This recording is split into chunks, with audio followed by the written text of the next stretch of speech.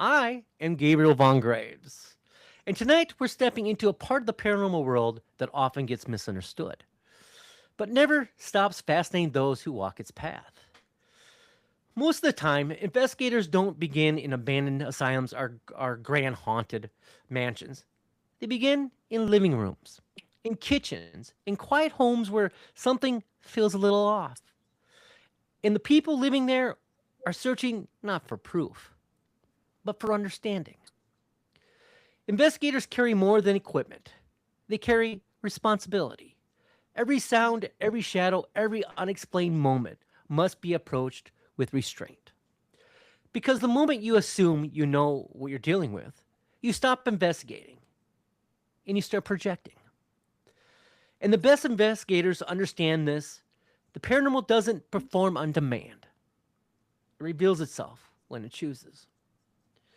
Over the years, investigators encountered patterns, unexplained knocks, disembodied voices, changes in temperature, objects moving from without cause, intelligent responses that suggest awareness. But just as often, what we encounter is emotion, fear, grief, curiosity, and sometimes relief. Paranormal investigators exist at a crossroads. It intersects history, psychology, environmental science, and human perception. Every investigation forces us to ask difficult questions. Is this residual energy? Is this intelligent? Is this environmental or something else entirely? And sometimes the most unsettling experience of all is not what you see or hear, but it's what you feel. Before we go any further tonight, I want to take a moment to recognize Unbox Media LLC, the creator and producer partner behind Darkwoods Paranormal. Unbox Media LLC specializes in storytelling, podcast production, investigative content, and brand development, helping voices and ideas take shape in meaningful, professional ways. If you have a story to tell or a project you want to begin in life, Unbox Media LLC exists to help you realize that. And as always, I'm not walking into the dark alone tonight. Joining me, my co host, investigator, and researcher, Raven Knight. Raven brings a depth of insight, experience, and perspective that continues to elevate every conversation we have on this show. Raven, welcome back, my dear. Thank you. Yeah, tonight's discussion is about experience. Real investigation, real cases, and what it means to commit yourself to understanding the unexplained, rather than sensationalizing it. Our guest this evening represents that mindset. He is someone who understands that the paranormal is not about chasing fame, it's about earning trust. Trust from clients, trust from history, and trust from the work itself. Helping guide us through this topic tonight is Doug Hogate Jr., founder and lead investigator of the Jersey Unique Minds Paranormal Society, known as JUMPS. I like it, sir. Doug Thank formed JUMPS in 2008 in Salem County, New Jersey, turning a lifelong fascination with ghost stories into a dedicated, thoughtful approach of the paranormal research.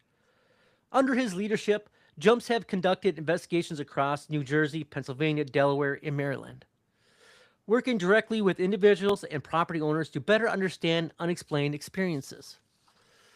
Doug's work extends beyond field investigation.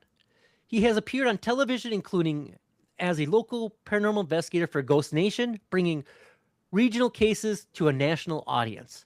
He also has been featured in regional news covering highlighted his mythology research and commitment to evidence-based exploration.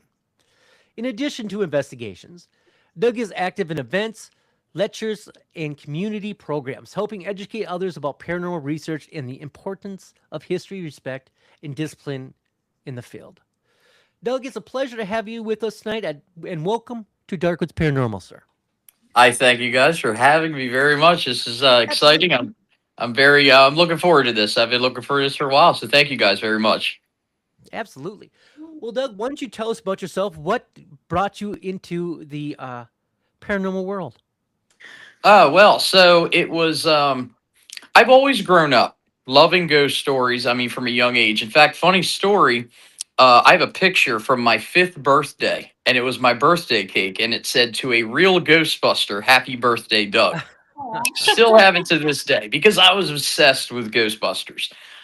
Didn't really know why at the time. Just of course, I'm young, and hey, Ghostbusters was a thing back in that day.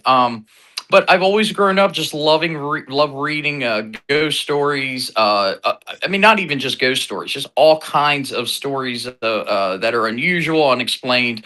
And As I got older, shows started to hit television. Like Ghost Hunters was the big thing with Jason Halls and Right. Grant Wilson. And I'm watching it, and I'm like, that seems pretty cool. So I started to do some research and found that at the time, now you're talking, let's see, this was 2006, which doesn't seem like in our mind that long ago. But then when you sit there and realize, oh wow, it's been quite some time since then.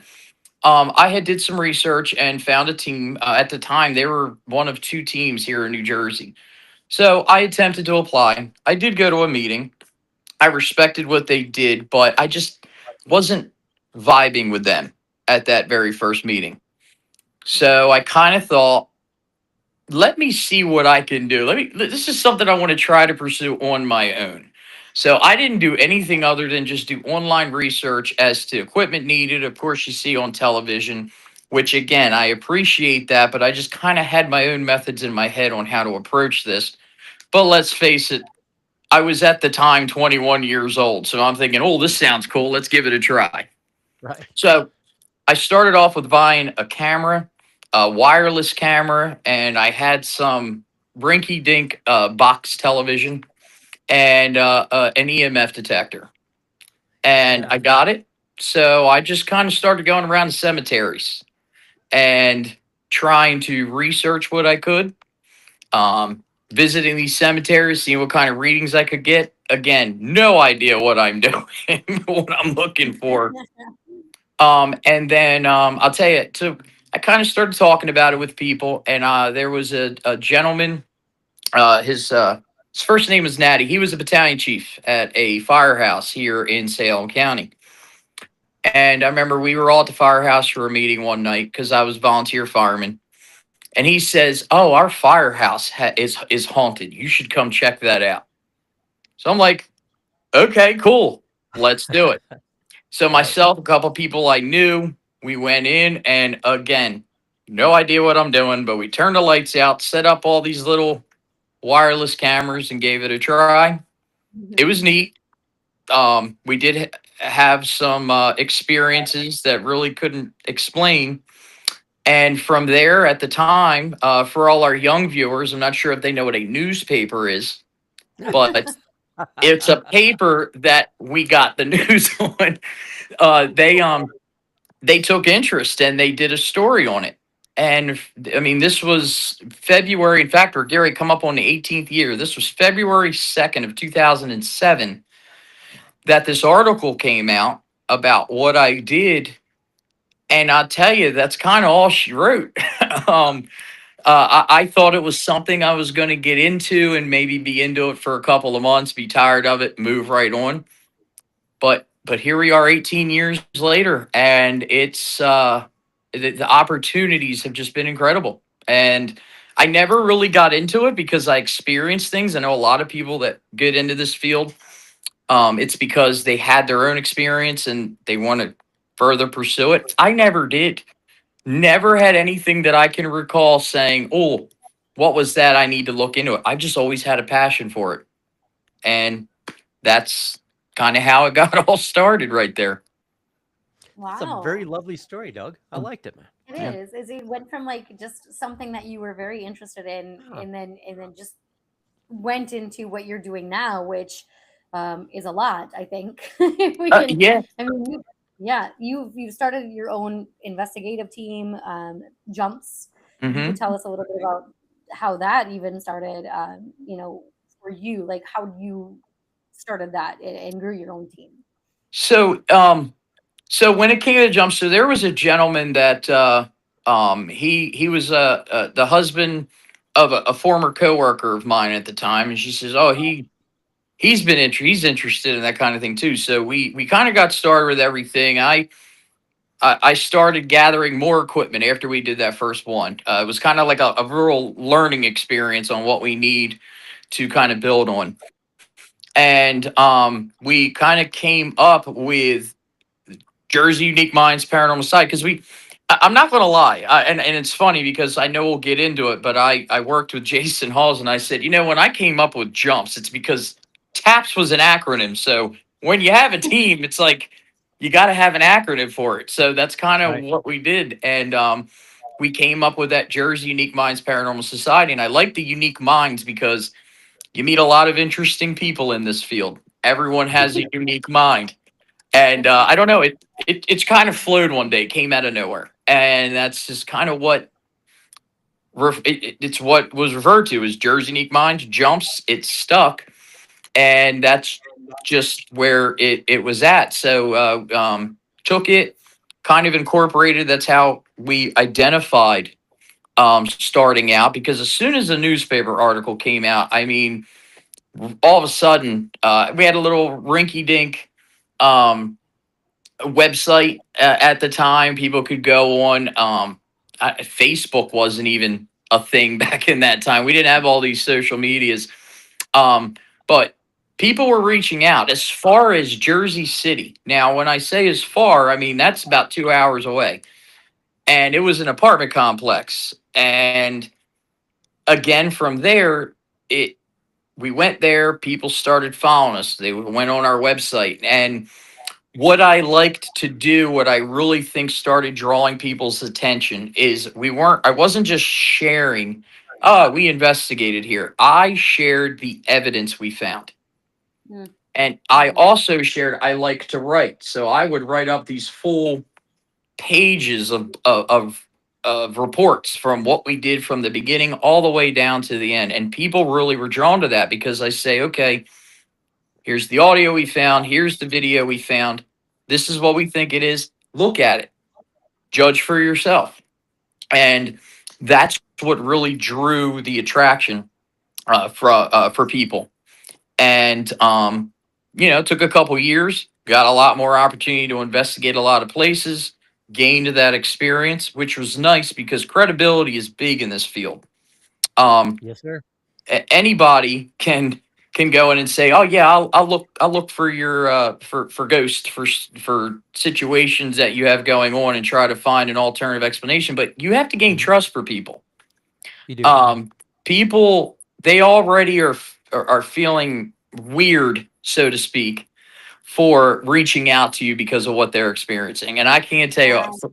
from the very beginning, people always tell me, "Oh, you're going to think I sound crazy." I tell them all the time, I'm the one going out chasing this stuff. So if anybody's crazy, guess who it is? So getting that credibility and sharing what we had found and being completely honest with people. It's like picking someone to do your roof. If you have someone who's never done a roof before and you want them to do your roof, you're not sure because you want a good roof.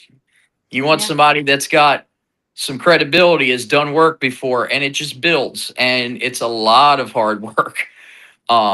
You got to take criticism, but the more you get into it, and the media, honestly, the media really helped us when it came to like the newspapers, and people coming in. That's what really boosted it and what got jumps going, like it did. Got That's it jump fascinating. started. Oh, I can't believe I said terrible. that. That was so bad. So, Doug, what is your favorite piece of equipment? Here at Darkwoods Paranormal, and we talk about equipment a lot, and it is my own personal opinion Excuse that me. absolutely the best equipment is the human body because we're programmed to feel things. What is the best equipment that you've worked with? It's funny because people on my team over the years in the past and even currently, I always say that. So I have people that I work with who are quite gifted, empathic. They feel things. I don't feel anything. I've had things happen. I've been pushed. I've been touched. But I walk into a room and I'm going about everything scientific. So it's funny because I have used people on my team and I've always referred to them, hey, you're my you're my best piece of equipment. And so you're absolutely right. People, the way people feel and your feelings, even like we all have a gift. Even if we're not aware of it, we all have a gift. And when we go Right. into highly active locations, we will feel that energy, that charge. And you don't really understand it. You don't really fully know what it feels like until you actually do. Um, the way that I like to look at it is, of course, using those feelings, but I also need the physical evidence. Now, over the years, technology in this field has really grown, and it's impressive. But Mhm. one thing that I do is, while yes, using equipment that is really high tech, I like to keep it simple because you're going to get reaction and you're going to get evidence by your simple audio and video. So I know that if you want to, if you look at the most high tech piece of equipment, other than REM pods and K2 meters, I love the SLS. That Mhm. is my favorite, and it has given such amazing results, especially lately. A gentleman on my team, actually, I just met. His name's Robert, and him and I, we just connected right before, right around after Christmas time.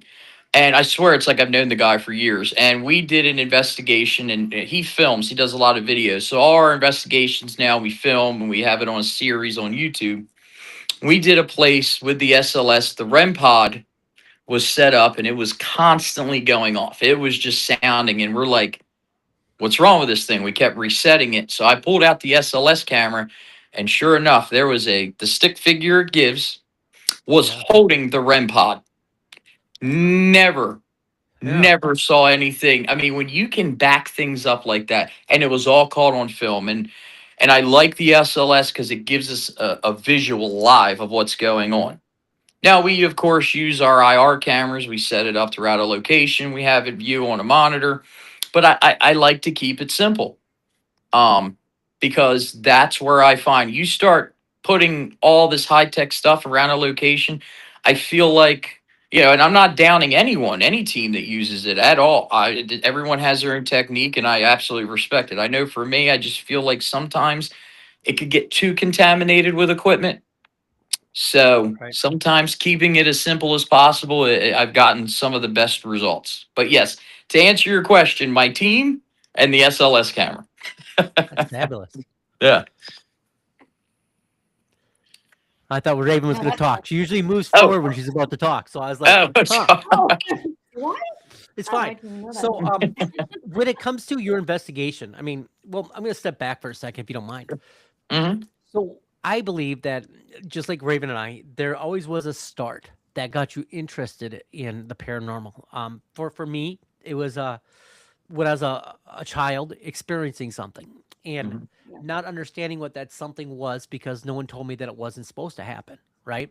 So I wasn't contaminated like you suggested with equipment because it was just organic to me because I allowed it to happen. Um, and for Raven, it was always something that she interested her because of a glimpse in something that she experienced. So, what was the point in your life that you're like, I got to figure out what this is? It's crazy. I've been asked this so many times over the years in interviews I've done, and if I could think of a time where I maybe had an experience that I played it off at first, but then later on, like the following morning, realized, oh, something happened.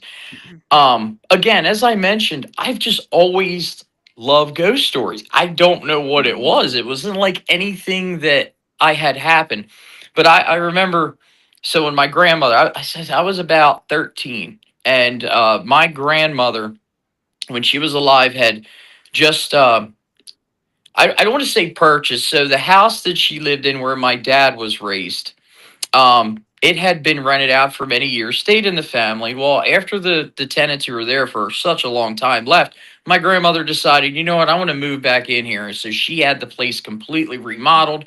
I mean, this house was built in 1901. And my dad's bedroom was on the third floor.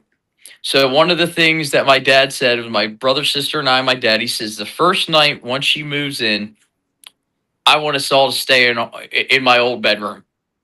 So we're like, okay, cool. So we did. Now I remember laying there. Um, Everyone was asleep, and I was on the verge of being asleep. So there was only one little staircase because it was just a room, a redone little attic, but it was very small. And I remember, so my grandmother used to love falling asleep in her chair, and she fell asleep on the first floor before we went up. So we went up on the third floor, laid down.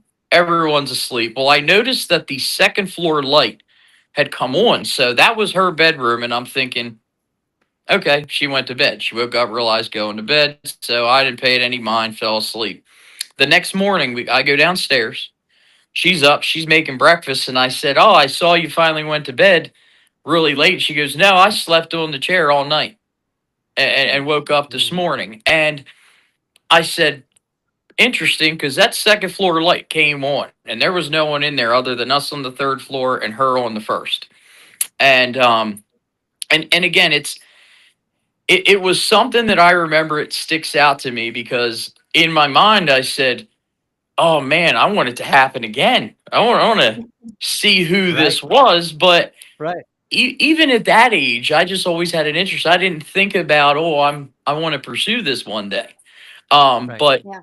that's kind of one thing that happened that kind of sticks in my mind as to my, I guess, first time saying, "Oh, if I could look further into this, I really would," but never really came about it too much. So, again, I always tell people, I says, I've just always been kind of that weirdo since I was a kid, and now I can put a stamp on it. So that's where I'm at. That's a fantastic story, Doug. Thank you Uh, so much. That is. mm. So So, when on the same theory of paranormal, what was the scariest event you've had dealing in the paranormal? Because as we know, when you deal with the paranormal, there's things that happen Mhm. that I mean, we all take precautions to try to protect ourselves in that environment, and also when we go home. Sure. Um, mm, has there ever been an event to you that sticks out in your mind that has been terrifying? Okay, so I have two definitely that comes to mind, and Oh, let's hear 'em. again, so I don't know if terrifying is the word. It was a little sketchy, but see when those things happen, I'm like, and they were on investigation, so of course I'm like, yes, do it again. So Happen again. happen again. Now the one though that I will say that did kind of make me go, I have to step out of here. So there's a location here in New Jersey. It's up in Perth Amboy. It's called the Proprietary House. And so back in, I want to say it was 2011, I had the opportunity to go in and investigate this. So myself and four other team members of mine at the time, we went there. We set up our stuff. Now, we actually went in and investigated. It was about 8 months after Taps from Ghost Hunters. They actually filmed there and did an investigation. So Oh, we had very the cool. opportunity to go in there. Now, when we went there and we had the tour with the curator of the proprietary house, and he actually said, "I'm going to take you to a spot that I didn't have them go in, and I didn't tell them the story because I didn't want it to go out on national television." So he took us up to this an attic because it's divided up into several layers, and there is this attic part. Now, in the attic, of course, you have your air conditioner vents, kind of where they modernized the building. So he explained that there was one. It was right before Christmas time, so they were getting their decorations all together up there. It was him and two other people, and he was standing in a spot, and out of nowhere, he started to feel a this feeling that he thought he was having a heart attack. He didn't chalk it up to being paranormal. They thought he was having a heart attack. So he became sweaty, all the symptoms, pressure in the chest. It was bad. So to the point they called for an ambulance. So they Oh, removed him. wow. They helped him down the steps and they sat him on there. They were waiting for the ambulance to get there. Soon as he removed himself, he started to feel better. Ambulance came, evaluated him. Everything was fine. So I said, well, interesting. I said, there could be a couple things. Number one, because he did say he had his health checked, of course, and everything came back. He had a clean bill of health. So course, you don't want to chalk that up to being paranormal right away. You want to look into a couple different factors. So EMF is one thing, electromagnetic field, that can do a lot to us, and that can naturally and naturally it can be present. Doesn't mean there's activity going on. Absolutely. So one of the things I wanted to do was really do some EMF readings in that area. So we did, and honestly, the unless you really put the meter up to all the electrical things up there, really didn't give any spikes that appeared to be dangerous. Didn't give any kind. So what's called the fear cage. A fear cage is when you're in a really tight area and there are high electromagnetic fields that are present. It's like you might as well be standing in a microwave, so to speak. Not literally, but kind of imagine that. So I wanted to see, all right, let's test the theory. So I stood in the same spot that he did. I'm holding my EMF. Um, at the time, I had a Mel meter. Mel meter is a electromagnetic field digital reader, but it also has the uh, antenna where it's like a REM pod, so it alerts. So I had myself all surrounded by those devices. So I stand there and I actually say, if there's someone here who calls, I forget the gentleman's name, that caused him to feel this way that one day, I want you to do it to me. Couple minutes go by, I'm standing there, nothing. All of a sudden, the best thing I can describe is it started at my feet. It was like static electricity. It slowly rose from my feet all the way up to the point I became sweaty. I felt tightness in the chest, like Right. the things he was going through. So I have my team members saying, "You need to move and get off." I'm like, "No, I want." I was pushing myself to the limit. So finally, and it wasn't hot up there. It wasn't cold. It was very neutral. So finally, I removed myself. All the meters started going off at the same time as well. I removed myself from the situation. I started to feel better. So I tried it again. Nothing happened. Again, we really, really looked into that area. Um, yes, there are natural things that could cause that, but it was very consistent to what he said. And like I said, things don't happen to me. I always say that all the time. I don't have any kind of special thing, but the experience I had that day, that night, I never felt anything like it. So yeah, and I'm glad I was able to experience that because that's what it all boils down to, helping a client. When they have an experience that's terrifying to them, I want to be able to put myself in their shoes to give them an ease of mind is to say, look, I don't think you're crazy at all. This is what happened. It validates it for them. And that's why we do what we do. I'm sure it's why you guys do what you do. That's what it boils down to. The second one, which was really cool. So I love Gettysburg, Pennsylvania. Oh, absolutely. I'm a huge history buff. And so for 4 years, talking about the media, the newspaper at the time, again, for the young viewers, remember what I said about the newspaper history lesson. But no, so it was a newspaper, and every week they granted. So I had we had a journalist on our team. She was a writer for the newspaper. Well, she actually was able to get a column started called Paranormal Corner.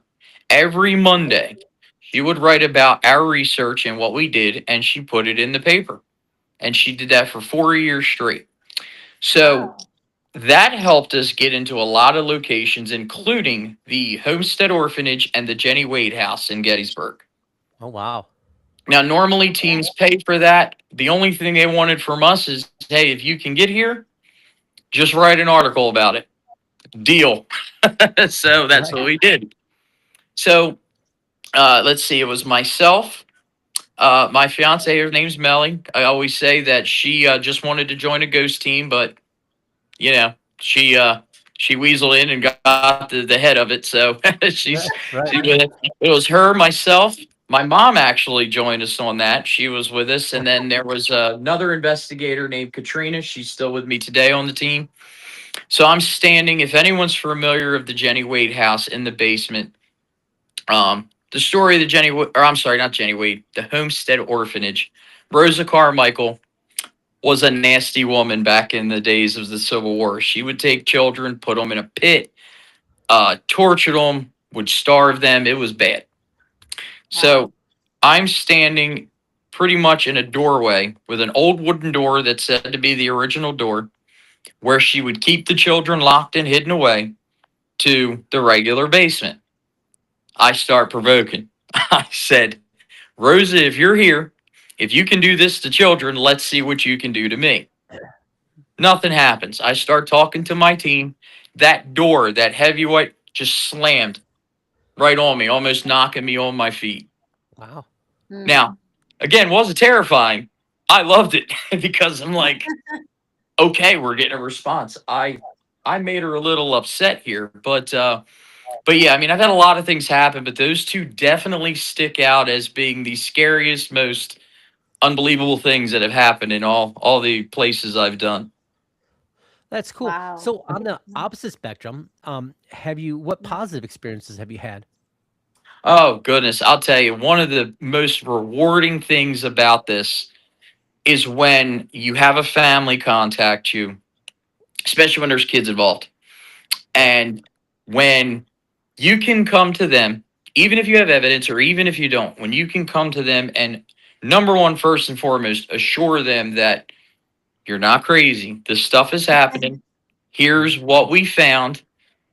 This is how we think you can take care of it, because I always leave the option up to the client on how they want to deal with it. If they're happy with it and they're okay, hey, I'm always here. If you have questions, you can always reach out to me. Or depending on if they want to get rid of it, I have a lot of people that I have contacts, from pastors of all different religious backgrounds to psychic mediums. I have a whole range of people that I can refer them to. Okay. But excuse me, the most rewarding thing again is being able to help that. Now, just recently, um, it was just another reminder of why we do what we do. Myself and gentleman on my team again became close friends with. His name's Robert. We did the location of a place called Willow in Maine. It's a little store in a very historic town called Greenwich here in New Jersey. And it was just the two of us one night. And when we went there, began setting up, there was a lady who, she didn't work for the store, but she rented a space that was there. And she told us about an experience that she had that terrified her, actually the night prior to when we were there. Um, so we listened to her, we investigated. Well, we had her reach out to us about a day or two after we investigated. She told us, just speaking to you guys and you listening to me and understanding what happened made me feel so much better that I can't thank you guys enough. And Yeah. her mother, now this lady's an adult, this lady's mother also had reached out and thanked us, saying how much we helped her daughter be able to understand what it was she experienced and just made her feel a lot better.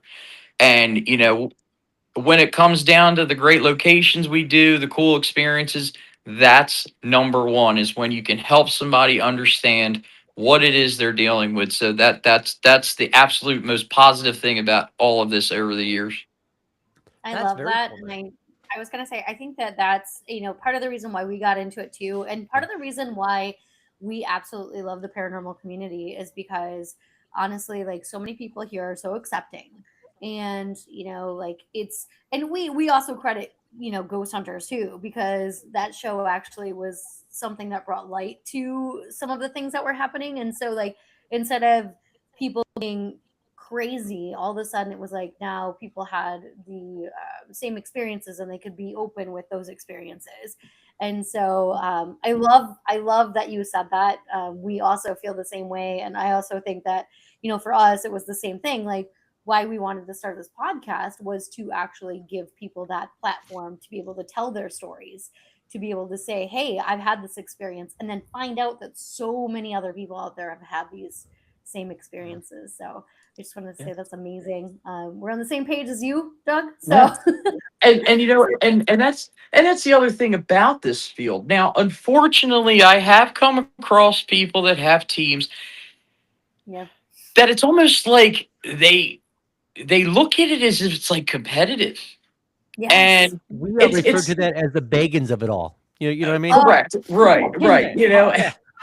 And it's a shame because it's not competitive at all. I Mhm. mean, if I have an opportunity, like one thing I always tell people, especially when, I mean, again, fortunately, I have a large following, and I always tell, especially when it's businesses, because all the private places, we don't go putting everything out there, not unless they really say, oh yeah, it's okay. I mean, I don't put anything public without getting the permission of the client, regardless. Um, but I always tell businesses and organizations, I'll say, look, I'm just letting you know that I have a big following. This is your business. But as soon as I put that location out there, don't be surprised if a bunch of other teams reach out. And that's fine. That's up to you. On the flip side of that, I have had, or I've heard of teams to where they will go in to do work for a client who has a business, and they'll say to them, we need to make an agreement that we're the only team to do this. And it's a shame to this. It's like, why? I mean, we're out to research the same thing. I'm not making any money off of this. I'm doing, I mean, and I don't think anyone else is. It's all about unity. My experiences differ from your experiences. Everyone else who's in the field has their concept. I have mine. But let's learn from one another. Let's come together as a whole, because regardless how long you've been doing it, we're always learning in this field. And just work Absolutely. together. That's what it boils down to. Work together. Let's do this as a whole. We might have all different teams, but all together we're one whole team. That's how I see it. I love that mind frame. I really do. Yeah. That's a great perspective. So on the flip side, we talk a lot about cryptozoology, and you being in the East. Um, how do you stand on cryptozoology? Whether it be Bigfoot or the Jersey Devil, or any of those sorts of things. You mentioned Loch Ness monster not too long ago. Have you ever Which had is any exciting to me. encounters? I love that. Right. Have you had any encounters with cryptozoology? So I personally have not. However, I have done a lot of research, and so let's see, it was for 7 years. I co-hosted a podcast called Paradelphia with my late friend. His name was Rick Pruitt. He unfortunately lost his battle to cancer a couple of years ago. But over the years, the people we've had um, on our show, it ranged all areas of the paranormal. And Mhm. it's so fascinating because while I've always had that interest in ghosts, over the years in doing this, you come across all these stories, like you said, Bigfoot, around here, Jersey Devil. And Yes. Absolutely. when you really dig deep and find out some of the truths behind them, some can be disappointing, but oh, I mean, so it's funny. Kind of focus on the Jersey Devil here. I don't like to put it out there too much. I do know a little true story about the Jersey Devil, that when I do tours locally, I will say, like, hey, if anyone wants to know the true story of the Jersey Devil and how that became the thing, let me know. But I don't want to put it out there because I don't want to. I don't want to be You know, ruin someone's it. buzzkill, You right? want to ruin it Right, for right, people, yeah, right. yeah. But but on the flip side of that is, for all the years of the sightings of the Jersey Devil, for example, and the story of the Leeds family and the 13th child and how it all came about, regardless of the origin of what started that story, there have been so many people who have had sightings to where it's even beyond, like, shaking my camera. Sorry, this is how excited I get when I talk about this Yeah. stuff. But when you have a lot of people that have had the same kind of experience, sighting, encounter, that can manifest things. It's the same thing with ghosts. Regardless Absolutely. how a story is, when enough people have the mindset that, hey, this is what I saw, and when that story is put out there in the universe, whatever, however it started, whether there's truth behind it or not, there's no reason why it can't manifest into being a real thing. I Absolutely. And love that. and it's the same thing with locations. If I were to ride past a house and say that's the most haunted place in America, and make up some story, and then suddenly the story just snowballs for such a long time. Suddenly people do it. Well, all of a sudden there's activity in this house. Well, why? I just made that up. Yeah. That's Projection. that's the power of projection and manifesting. So Yeah. There it is. so it's a very powerful thing for sure. But yeah, with the Jersey Devil, that same thing with Bigfoot. Around here, we haven't really, from where I'm from, Bigfoot isn't a big sighting where people have experienced it. But of course, all the years, I mean, Bigfoot's been seen all areas of the country and beyond. My theory with Bigfoot is I absolutely do believe that there is I want to say creature, but Bigfoot exists. Now, do they just exist in this plane? Or are they figuring out a way, maybe not even on purpose? If they're half human, half animal, and they're just roaming around, somehow being seen in our realm, and they're just minding their own business, but people just seem to catch them, and they're doing their own thing. Why is that not a thing? I mean, if you're going to believe in the paranormal and see the existence of all these other things, well, who's to say that's crazy? And I truly think that's why Bigfoot can be seen and suddenly not, and why it's so hard to get a solid, clear picture, but yet there's something there. So, multi-dimensional beings, absolutely. It's the same thing I feel like with things like the Loch Ness monster, in Scotland. Um, that whole lake that's there, it could be the same thing. That lake exists in another realm, but somehow he or she can cross into ours, but then just go right back into there. How do you explain all the different videos and pictures that people don't even purposely take, and then when they do deep research trying to find it, they don't find anything. So yes, I definitely believe all these things exist. Same thing. I mean, you really want to get into it with extraterrestrial. Listen, I've done a lot of research on some pretty shady things. The Project Blue Book and and Yeah, and different things. It's another great topic of that I love to read about. absolutely. Even stories when you even go back to as far back as President Eisenhower, where he disappeared one night for a couple hours to have Mhm. dental work done. But on the flip We're side, they all about the government conspiracy here. I'm telling you, man. yeah, That's what we do. Here we are. yeah, and it's this universe is so big. You can't tell me that we're the only little. I mean, we're not even a little sand pebble. I feel like is bigger than how big we are in the universe. So there's absolutely got to be life. Do I feel like that all forms of life have found a way to travel to us? No, but have some, I'm sure. And I'll tell you, I don't feel they are as violent if they are visiting as some want to portray them to be. Because I'll tell you, if they have enough advanced technology to visit here, rest assured, if they really wanted to get rid of us, they'd find a way. So They'd be Gonskis. Yeah. Like, Absolutely, man. I'm man, Absolutely. so yeah. So I mean, yeah. Even though my specialty are ghosts, I absolutely love all areas of it and believe in all of it. And part of the reason why when I get on shows like yours and do all the other views, we could go on for days. I'll tell you. well, you Well, touched one of on our a lot of stuff actually yeah. that we believe as well, which I loved. I was like, oh yes, because we've talked a little bit. I want to just circle back to the projection part Yeah. or manifestation. I know Gabriel and I have kind of talked about that and how you can go to a certain place that's supposedly haunted.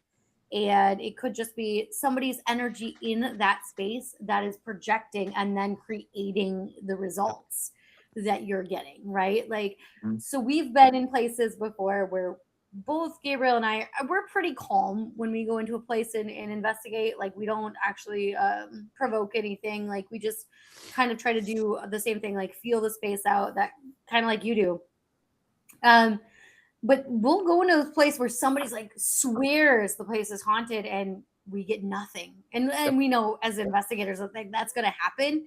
Sure. But then there's somebody who 110% believes that it's super haunted and their energy is projecting that out and they're getting all of the experiences. Right. So I just wanted to kind of circle back to that because I think that's an interesting theory. Um, and for people who have never really heard of that theory, can you maybe touch a little bit more on that? Like projecting and manifesting these kinds of things happening? Yeah, absolutely. So, much like you had said, I mean, sometimes people, when you go in, so the way I like to do like my investigative process is I always like to go meet with the client first before. I don't like to just go right in and get right into the investigate. I want to sit down. I want to talk to them in a much more controlled setting. Just sit down, have a conversation. Tell me what it is that you've experienced. Show me some of the things. And because I feel like in doing that and just holding a conversation, you get people to open up, but you can also, I don't want to say people will lie, but I feel like people they want to make their story sound good that you'll listen to them when they don't have to do that at all. Because a lot of times I've found in some investigations, you don't have to put on a full investigation. Sometimes it's all people want is to sit down and just have someone listen to them. And I go in, and if I can consult with them and say, okay, well, here's what I think you have going on. Now, if they are hardcore, yes, this is what I have, then of course, hey, I'm always willing to help anybody. But I feel like that's what will happen. Or someone may have a one experience that could be, oh, I'm laying in bed and I thought I felt someone sitting at the foot of my bed. To now, that one experience now, and it might have frightened them that every little noise they hear or shadow they see, oh, it's that person that sat at the foot of my bed. So now they're creating an entire scenario here of a spirit that isn't a spirit of all at all. Um, and that's kind of why we go in and do what we do. And then, of course, if that happens once and they don't seek help and they just tell that story and it just gets passed on, all of a sudden it's in people's heads. So now anybody that may stay there or anyone who walks through there, all of a sudden be like, oh, yeah, I saw a shadow. That was that ghost that sat at the foot of your bed. And then, boom, that becomes a really highly haunted location. So, there could be many reasons behind why people do it. Again, just to get you to believe, or they want it to be. But I will never go in. I mean, I'll listen to the claims, but I will review and look at everything. I will really, really look into what it is you're experiencing, trying to find those alternative explanations as well as capture evidence to be able to come up with a conclusion here. Now, sometimes we're there only one night. If something's quiet, I'm not going to go in there one night, nothing happened, and tell somebody, yeah, well, whatever you experience is false. I'm not about that, because sometimes, as you had mentioned in the beginning of the show with residual, I mean, sometimes things might only happen once a day, once a week, once a year. That's why it's a continued process. You don't just go in. I mean, you stay followed up with the people and see what's going on, and that helps draw a conclusion as to, okay, did they just experience one thing and now they're taking everything as to being an experience, or are they really having this intense activity? Because I'm sure you guys have heard in your experience, there's some claims out there that are pretty incredible. And Yeah. but we listen to everybody because, hey, how do we know? Either way, for whatever reason, something happened as to why they're reaching out. We just need to find out, okay, how big are these claims, or how little are they? And let's find an answer for them. So yeah, I mean, I will tell you this, especially when it comes to people who've had kids that have had experiences. As we know, kids are very prone. That they're if you hear them say that they're talking to someone or seeing someone and it's very consistent, well, that could scare a parent. Absolutely. And now, all of a sudden, just because something's a little off, suddenly it's evil. Right. Anything that makes you feel uncomfortable, or because your child is speaking to an imaginary friend, suddenly it's evil. Yeah. No, it's Probably not, because it's not as common as you see. But again, that's why we go in there, and why we do what we do. We got to get to the bottom of it, and we do the best we can based on all the claims and what we get. So yeah, but we can definitely make a haunted house exist just by the power of suggestion. It's not that Right. hard, but what's that do for our credibility, you know? Right. I definitely agree. I think the paranormal is few and far between, but that curiosity is what keeps us going. Oh, yeah. False memories, right? Somebody hears something and all of a sudden they remember, oh yeah, that happened to me. Yeah. We can go down that rabbit hole with the Mandela effect. Planting false memories are perhaps, the best way, in my opinion, and this is just my opinion. I don't put it on you guys, but the best way to control people is to remove the past, right? So if we doubt our own past by adding things or taking away things, you can control people. So Mm. I definitely Gaslighting. agree that the mind is very fragile. Oh, yeah. Mhm. So Yeah. how In do you feel fact, about the Mandela effect? I'll tell you, I'm finding that so. We've so our past couple investigations. So we actually have one lined up the end of February. I actually just released the location. I don't like to really put out, especially if it's a business or something. I don't really like to put out the location name. Of course, you get permission from the owner. Um, Absolutely. but a lot of people were showing interest in this location. I only put it out there as being a business in Pennsville, New Jersey.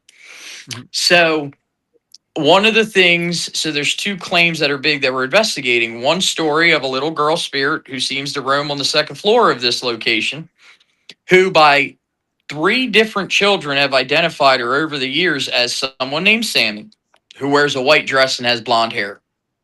And then on the flip side, down in the basement, a man that anytime you go downstairs to clean something, he will show his anger by knocking things off of the wall and the shelves and whatnot on the first floor. So Hmm. I went and met. So we have we have this scheduled to do the end of next month, which I'm very excited about. And um, so I spoke to the owner, and she was like, "Reveal the location. It's okay." So I just actually revealed it this morning, and I just found out. I just looked before I came on with you guys. It is being shared everywhere. There are people commenting. Oh my gosh, I've been there, I've experienced this, Mm.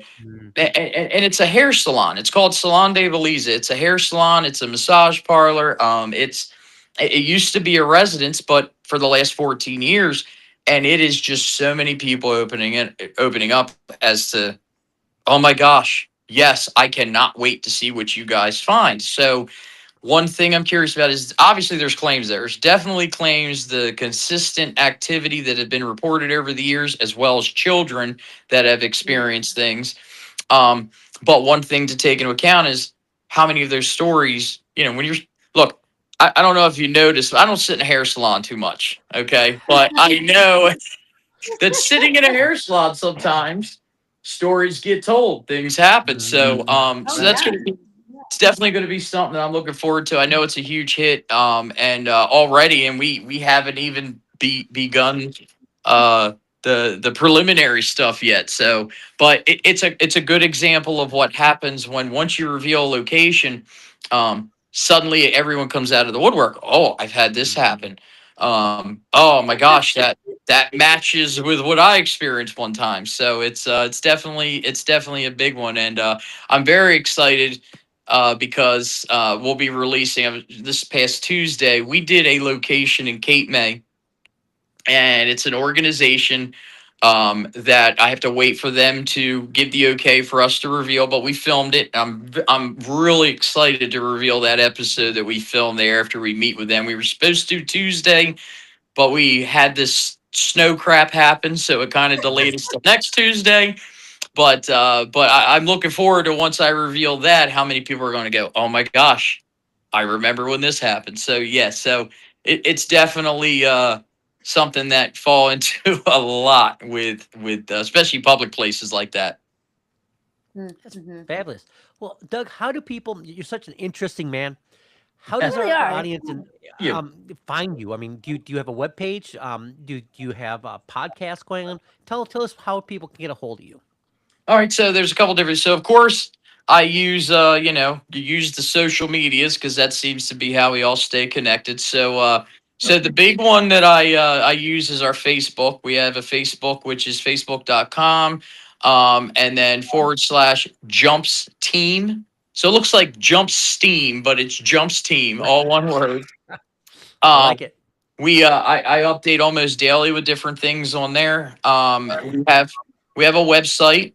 That's where you can find some of our past stuff, information on how to request an investigation, all kinds of different things. Again, I like to really have when people visit, have them read and listen to evidence that we've found in some of our past investigations. In fact, I've been the process. I'm totally redoing. I'm calling it our investigation archives. Now I have a lot of evidence that's collected since 2007. So I'm rebuilding that, but there's quite a bit on there that people can go on. They can read about what happened during the investigation, what we found, listen to it on their own or see it, whatever, get all the case information. But yes, so that is www.jumpsteam.com. And then of course, my kids laugh at me because I call it the TikTok. I'm not trying to share my age, but I'm like, I do that sometimes too. so we're on the TikTok, but again, it's just another thing that people can go on. It's where I can share our news, and it's their best way to be able to stay up to date with current events. Um, but yeah, between Facebook and our website, that's the best way that people can get a hold of us. We also have a number that people can call and text, which is 856 if they send a text to that, we get that. If they have a question, want us to call. Um, Again, everything that you possibly, any way you could possibly want to get a hold of us, that's exactly how you could do it. Online, phone, all that stuff. So yeah, anybody that wants some help or, we do a lot of lectures and events publicly. So we share some of our stuff. People can come. And I'll tell you what, I do have to put this out there. I am so thankful and grateful for all the people over the years that have followed Jumps.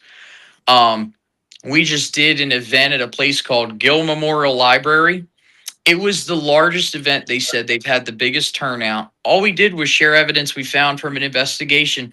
People came from Cape May. People came from Baltimore. They traveled over an hour just to come to the event. So I'm very grateful for that. All the support we have online. It's great to see that people still follow us after all these years and put their trust in us. So I'm very thankful for that.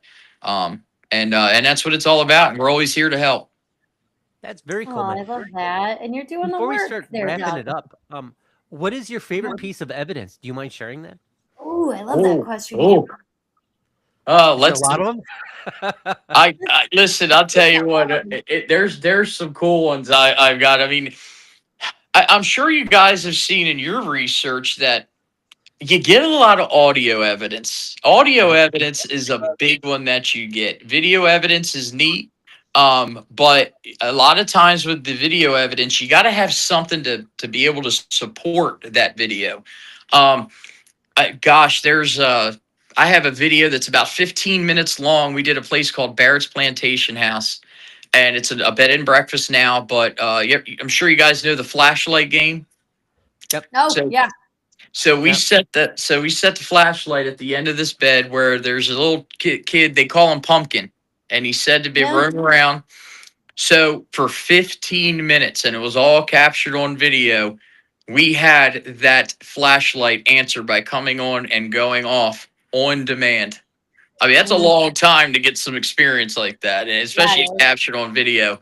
As I mentioned, the not just recent, the SLS holding the REM pod, and the REM pod was going off. Um, but I mean, yeah, it's so hard to say what's your favorite. I mean, I did a cemetery many years ago where it was mostly Hispanic graves, and I was out there and caught a recording of an EVP. It said La Donta. So I'm like, what does that mean? And someone told me like, it's part of a sentence, but it sounds like they're calling you a dummy.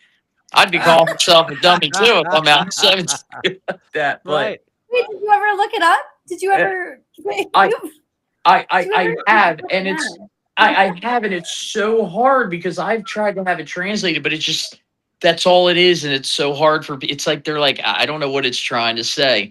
I did just recently. I have a very old piece of evidence where it's a language. It's a very deep voice, and it was done at a place called Johnson Hall, and it was an EVP of something speaking another language. It sounded German, but it wasn't quite. I had so many people listen to it, and all they could do was translate it to I'm playing my clarinet until I didn't. Just this past October, I did an event called Ghost Train, and I shared the EVP. I had a physician that came with her husband, traveled about a year, and said, or about an hour away, came up to me afterwards and said, I know exactly what they're saying. First of all, it's Yiddish, which is a form of German, but Mm. it's not even really used anymore, but was able to translate it to the same thing, something where it's like I'm playing an instrument. So they weren't far off from what they heard, but it was actually Yiddish. So again, that's why I present these things, because this is an older EVP. Sometimes you find the answers years later. So yeah, I mean, it's so hard to be able to pinpoint which one, because I've been very fortunate to find some pretty cool stuff. It's Doug, you've been awesome. very interesting. I Thank We'd you. love to Can have I you on ask again, my friend. Oh, I Yeah. would I would love ask it. I would ask the most cliche question ever, actually, and that is, what would be a place that would be your dream location to go and Mm, investigate? A and B, can Darkwoods Paranormal come with you? That's the other part absolutely, of the man. question. Is we All want to right. come. First of all, you guys are always welcome. I'll tell you what, if you can get out here, or Oh, if I'm I on my can way get, right now. or if I can get out there. Now listen, don't hold this against me. I'm not quite a Packers fan, okay? But I'll still come out to Wisconsin. That's all No, Listen, I right. don't care if you are or not. uh, but no, yeah, absolutely. And I think the two, so I have two. One place never been on was never been to, but I'd love to go is the old Waverly Hills Asylum, Yes, sanitarium. Sorry, Yes. yes. place Waverly is Hills. phenomenal. And Absolutely. and one cool thing about Waverly Hills, I think at one point they were going to demolish it or turn it into something, but somebody saved it, and they're continuing the historical, and Mhm. paranormal research there. So I plan on getting there one day for sure. That's The cool, man. other location is actually local to me. It's called Fort Delaware. It's Okay. funny. I have been everywhere investigating. I'll share this for you real quick. I've even sat in the middle of the night on the Jerry Springer stage doing an Ah, EVP session. how cool is that, man? No lie. So NBC You are not Universal. the father. So NBC Universal had asked if I would come up to do the Stanford Media Center. So they put me on a train, came up. I appeared on another show that they filmed there, but it's where they filmed Jerry Springer, Maury, and the Steve Wilkos show. So the night That's they cool. filmed me investigating, they had the Jerry Springer stage set up.